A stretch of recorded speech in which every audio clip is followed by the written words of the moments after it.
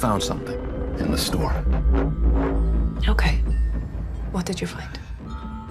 That's what I'm trying to figure out.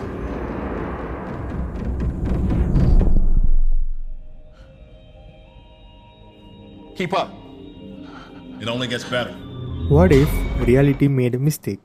What if someone or somewhere beyond our world exists a place that looks familiar but feels completely wrong? For years, the Backrooms existed as one of the internet's most famous horror legends. A simple image, yellow walls, buzzing fluorescent lights, infinite hallways, and a feeling that something is watching you.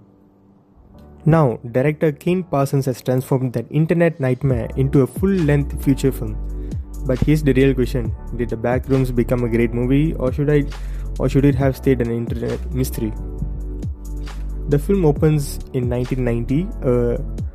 An Async Research Institute explorer named Naren Wong, played by Evan Jogia, becomes trapped inside the Backrooms. Almost immediately, something begins hunting him, and from that opening sequence, Kane Parsons establishes exactly what kind of horror film this is.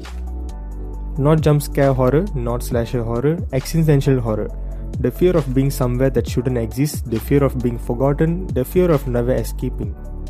The main protagonist is Clark, played brilliantly by Chiwetel Ejiofor. Clark is not your typical horror hero. He's a failed architect, his business is struggling, his marriage is falling apart, he's battling alcoholism. Before he enters the Backrooms, his life is already collapsing.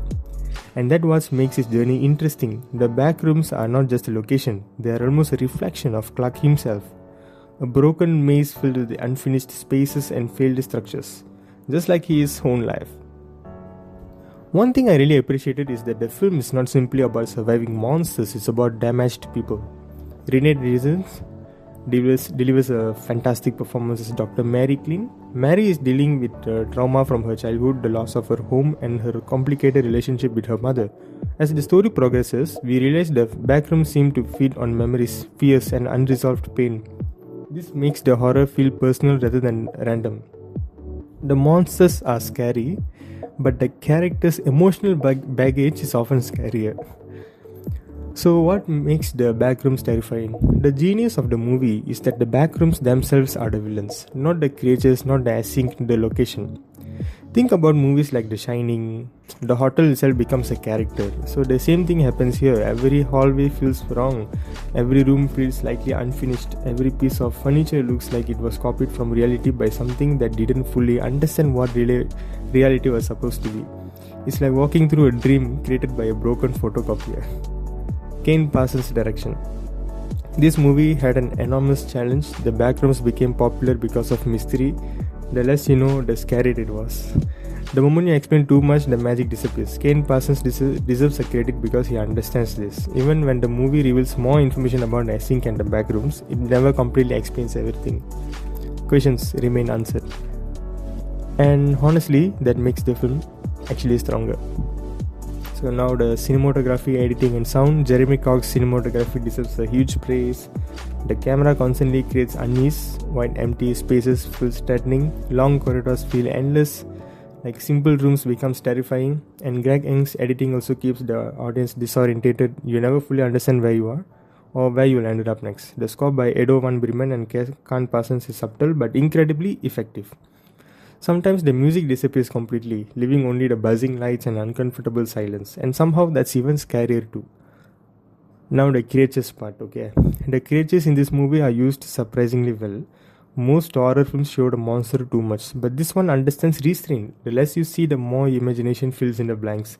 So Pirate Clark, portrayed by Robert Frazeki, is generally disturbing, not because he's constantly attacking people, because he feels wrong, like a corrupted memory trying to imitate the human being. Underneath all the horrors, the Backrooms is really about memory. It's all about trauma. It's about regret. It's about people become trapped inside versions of their past. The further the characters travel into the Backrooms, the more they seem to be encounter distorted reflections of themselves. Okay, that's why the final act works so well. It's horrifying, but it's also deeply sad. So for me, what didn't work? This movie is not that perfect. Some viewers may find parts of the mythology confusing. Certain explanations involving async might feel incomplete. An audience expecting constant action or non-stop scares may be disappointed. This is a slow burn psychological horror film. Patience is required, okay? The Backrooms succeeds because it understands what made the original concept frightening: isolation, confusion, the fear of being forgotten, the fear that really itself is broken. So Chiwetel Ejiofor delivers a powerful performance about it, and Renee Inces adds the emotional depth.